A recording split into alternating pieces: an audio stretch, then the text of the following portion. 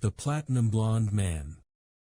There was no doubt in Matilda's mind that this latest display of foulness by her father deserved severe punishment, and as she sat eating her awful fried fish and fried chips and ignoring the television, her brain went to work on various possibilities.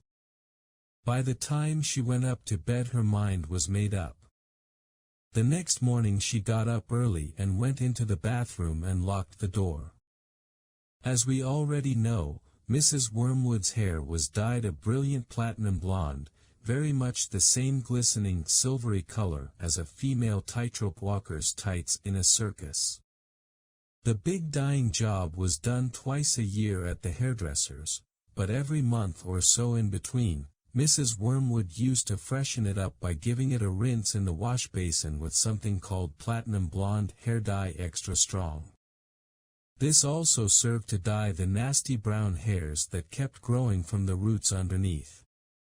The bottle of platinum blonde hair dye extra strong was kept in the cupboard in the bathroom, and underneath the title on the label were written the words "Caution, this is peroxide. Keep away from children."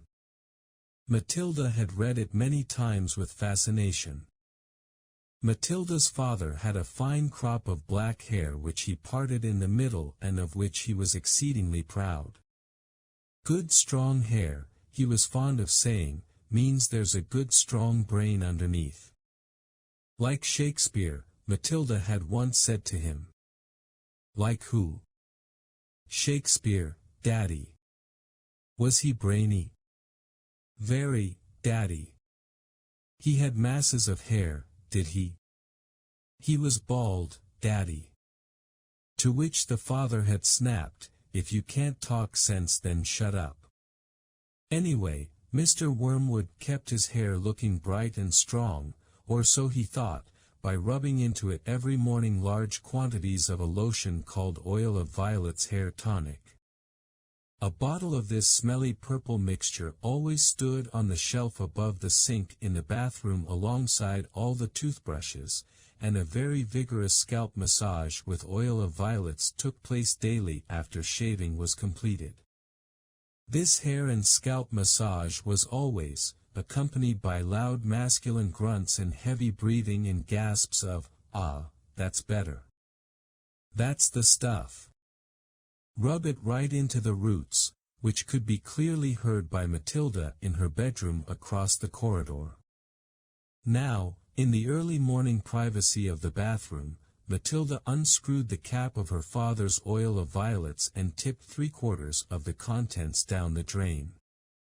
Then she filled the bottle up with her mother's platinum blonde hair dye extra strong. She carefully left enough of her father's original hair tonic in the bottle so that when she gave it a good shake the whole thing still looked reasonably purple.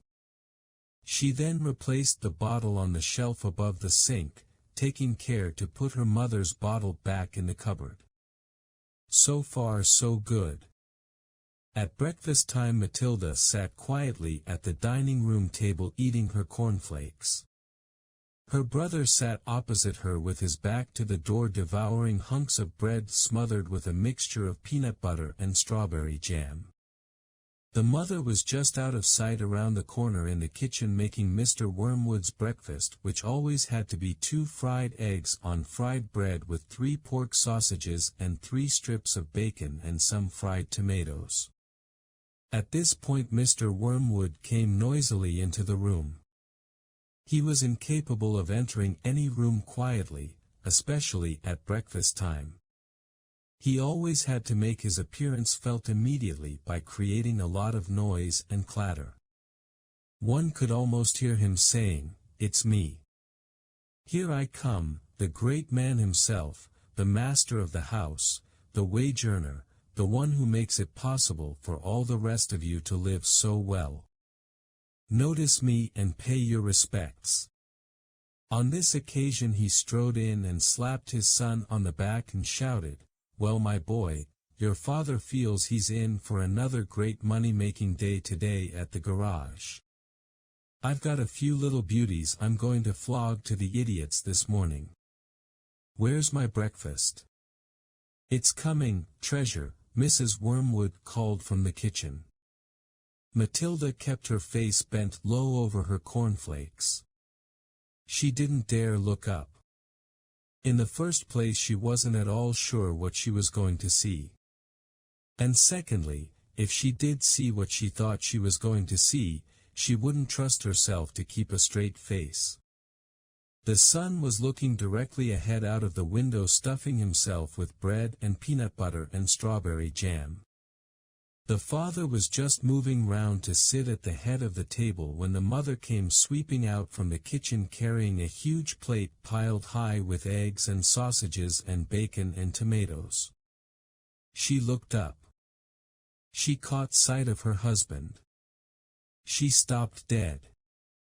Then she let out a scream that seemed to lift her right up into the air, and she dropped the plate with a crash and a splash onto the floor. Everyone jumped, including Mr. Wormwood. "What the heck's the matter with you, woman?" he shouted. "Look at the mess you've made on the carpet. Your hair," the mother was shrieking, pointing a quivering finger at her husband. "Look at your hair. What've you done to your hair? What's wrong with my hair, for heaven's sake?" he said. "Oh my God, Dad, what've you done to your hair?" the son shouted. A splendid noisy scene was building up nicely in the breakfast room. Matilda said nothing. She simply sat there admiring the wonderful effect of her own handiwork. Mr. Wormwood's fine crop of black hair was now a dirty silver, the color this time of a tightrope walker's tights that had not been washed for the entire circus season. You've dyed it!" shrieked the mother. "Why did you do it, you fool? It looks absolutely frightful. It looks horrendous. You look like a freak. What the blazes are you all talking about?" The father yelled, putting both hands to his hair. "I most certainly have not dyed it." "What d'you mean I've dyed it? What's happened to it? Or is this some sort of a stupid joke?" His face was turning pale green, the color of sour apples. "You must have dyed it, Dad," the son said. "It's the same color as Mum's, only much dirtier looking." "Of course he's dyed it," the mother cried. "It can't change color all by itself. What on earth were you trying to do, make yourself look handsome or something? You look like someone's grandmother gone wrong. Get me a mirror," the father yelled. "Don't just stand there shrieking at me. Get me a mirror." The mother's handbag lay on a chair at the other end of the table.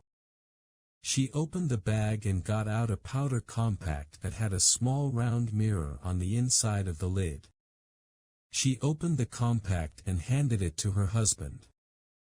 He grabbed it and held it before his face, and in doing so spilled most of the powder all over the front of his fancy tweed jacket. "Be careful!" shrieked the mother. "Now look what you've done. That's my best Elizabeth Arden face powder." "Oh my God!" yelled the father, staring into the little mirror. "What's happened to me? I look terrible. I look just like you gone wrong. I can't go down to the garage and sell cars like this. How did it happen?" He stared round the room, first at the mother, then at the son, then at Matilda. "How could it have happened?" he yelled. "I imagine, Daddy," Matilda said quietly, "that you weren't looking very hard and you simply took Mummy's bottle of hair stuff off the shelf instead of your own." "Of course that's what happened," the mother cried. "Well, really, Harry, how stupid can you get? Why didn't you read the label before you started splashing the stuff all over you? Mine's terribly strong." I'm only meant to use 1 tablespoon of it in a whole basin of water and you've gone and put it all over your head neat. It'll probably take all your hair off in the end. Is your scalp beginning to burn, dear? You mean I'm going to lose all my hair? The husband yelled. I think you will, the mother said. Peroxide is a very powerful chemical. It's what they put down the lavatory to disinfect the pan, only they give it another name. What are you saying? The husband cried. I'm not a lavatory pan. I don't want to be disinfected. Even diluted like I use it, the mother told him, it makes a good deal of my hair fall out, so goodness knows what's going to happen to you. I'm surprised it didn't take the whole of the top of your head off. What shall I do? Wailed the father. Tell me quick what to do before it starts falling out. Matilda said, I'd give it a good wash, Dad, if I were you, with soap and water. But you'll have to hurry. Will that change the color back? The father asked anxiously. Of course it won't, you twit, the mother said. Then what do I do? I can't go around looking like this forever. You'll have to have it dyed black, the mother said. But wash it first or there won't be any there to dye. Right. The father shouted, springing into action. Get me an appointment with your hairdresser this instant for a hair dyeing job. Tell them it's an emergency. They've got to boot someone else off their list.